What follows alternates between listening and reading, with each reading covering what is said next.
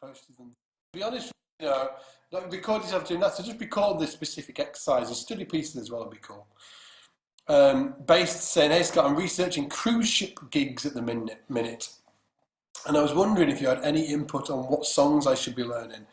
My technique on bass is solid and I have plenty of performance experience, but my weak point is definitely walking bass lines.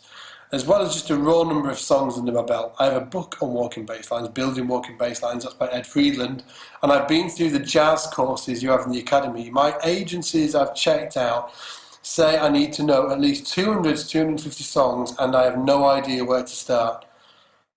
Do you have any advice on deciding what songs to transcribe? Jeepers creepers, 250 songs? Man, that seems insane.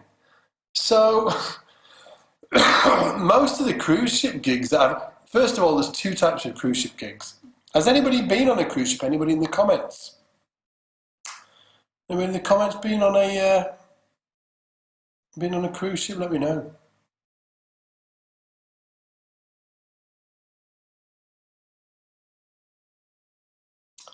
And while I'm thinking about it, it's 250 songs. Wow. So, there's two types of cruise ship gigs. One will be like reading in the theatre pit, and the other one will be in the show band. So it depends what you're going to be. If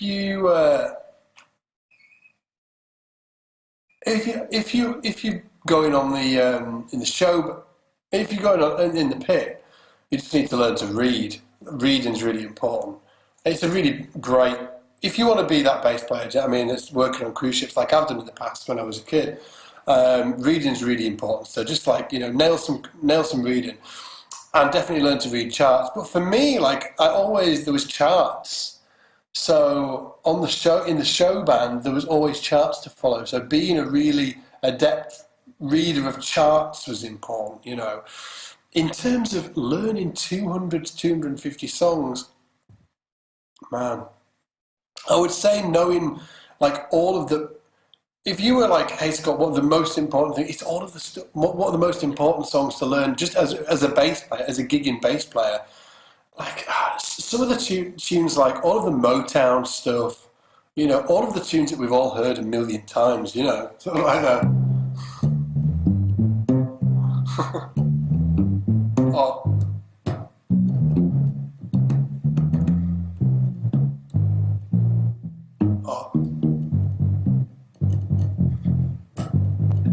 Oh. Oh.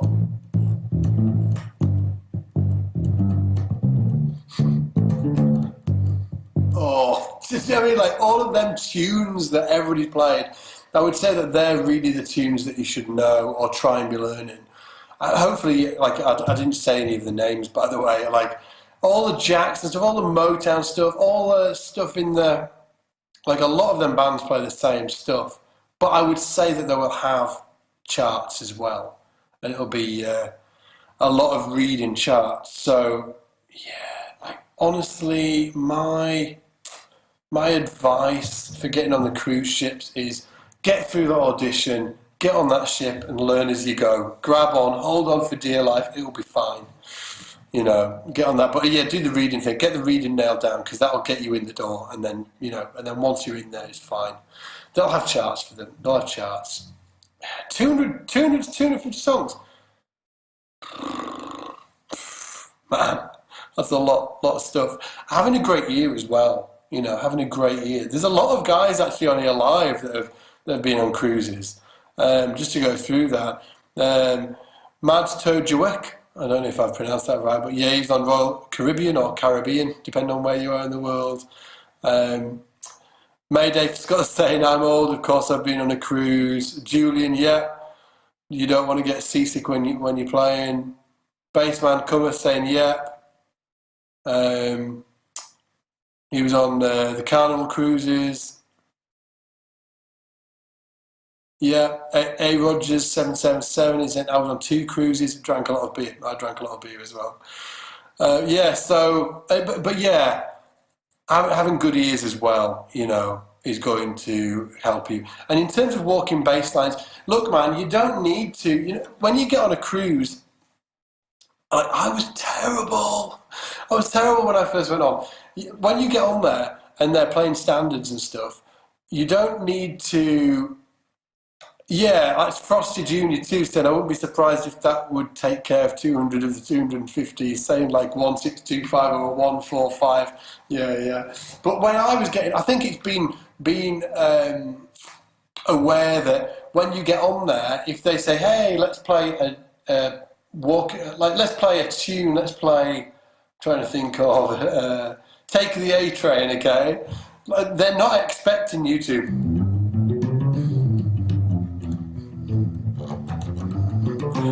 So being able to create a good, solid walking bass line will be fine. You don't need to, blow anybody away.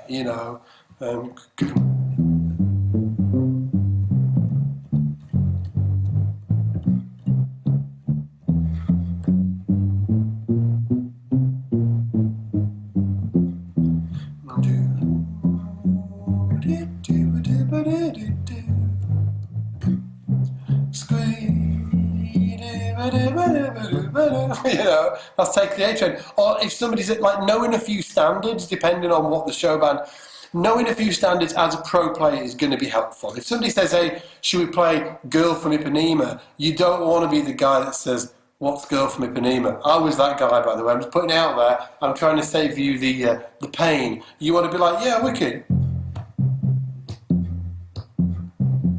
You want to be able to play a bossa nova, a samba. You want to know what they are. Hey, let's play this tune as a samba. Great, I know what a samba is. No. Bossa nova. You just want to have a good round skill set. You don't need to be, you don't need to be Victor Wooten playing on a cruise ship. It's actually, I think it's really, to get to the level where I was playing on a cruise ship, I would argue that it's probably in reach of pretty much everybody, given the right direction and the, learning songs, because you don't need to have crazy technique or anything like that. You just need to know a few tunes, have experience, know what a bossa is, know what a samba is. Man, I tell you what, I'd love to go on a cruise now. It'd be hilarious. Because my kids are waking me up at 5 a.m. in the morning. Yeah, squeeby dooby dooby doo. Dave A saying squeeby dooby doo. Shabbyson saying, "It's my birthday and I'm toying with the idea of multi-effects." The thing is, I get a lot of people tell me that they don't sound like separate pedals. What is your professional opinion about it? Man, I like separate effects, but... And Shaggy Dog saying samba just a fast bossa. Lots of people would say no if they really know their onions. I'm going to say yes, but it's not, but it is. The bass line,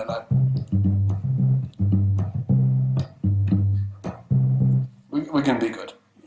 I'm not a Latin expert, but I can go on a gig and play Latin. And nobody's saying keep it simple and solid. 99% of people in the world will think you are the best bassist they've ever seen. Absolutely right. In terms of multi-effects, absolutely killer. And he's just going straight into the Mac. So that's a great example actually, because Felix Pastorius is playing separates and he takes you through all his separates.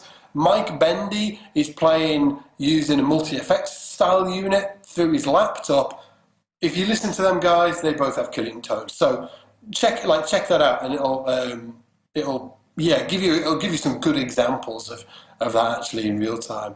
Mickey's saying, he's saying, I saw the first part of the Hipster Assassins Behind the Player Profile course and saw the interview part. At about 28 minutes 30, Felix talks about shifting a note and he plays 2 scales. Can you explain in an easy way what he meant in that part of the video? I can't remember what he was talking about.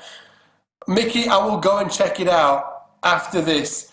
And next time I do a bass line, I will talk about that. 30 seconds, shifting a note, shifting a note. Oh, he's talking about, he like plays a scale. And then he talks about, well, what's it like if you just shift a note, like make it a sharp 5?